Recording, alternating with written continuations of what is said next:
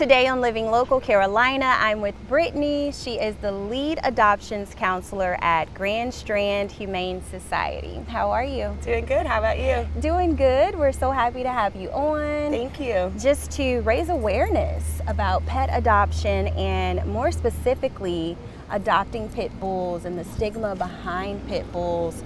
Can you kind of talk a little bit about just the stigma behind the pit bull breed, basically? Sure. So I think pit bulls have had a stigma against them for many years now. A lot of years ago it was Dobermans, and then it was Rottweilers, and it seems like now it's the pit bull's turn.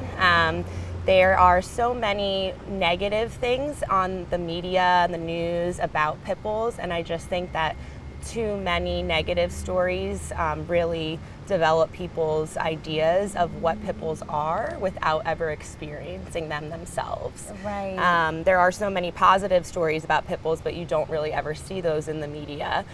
So it's really hard to have a good reputation for the dogs because they don't ever share those stories. Right.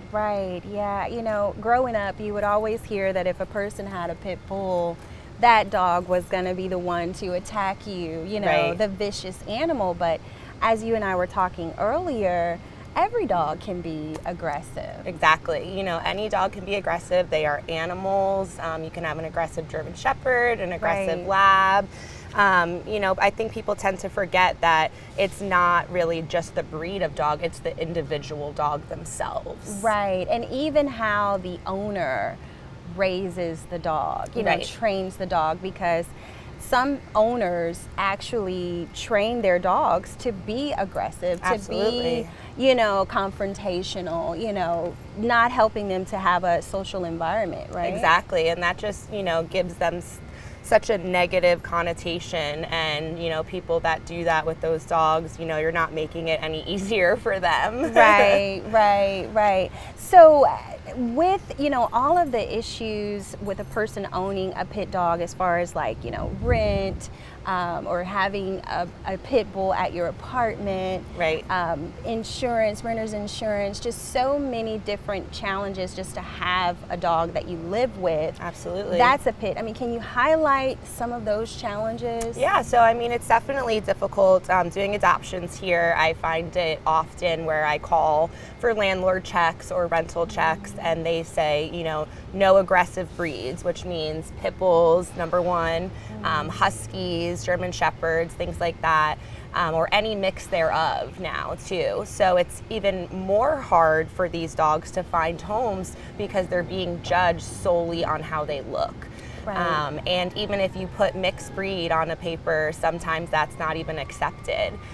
So it's just really sad because these dogs are great family dogs, and they just don't get a chance to get a family of their own because they're so judged based on their looks. And so his name is, tell me again. So this is Flapjack. Flapjack. Yep. And ever since you brought him out, he's been very mild-mannered. Yes.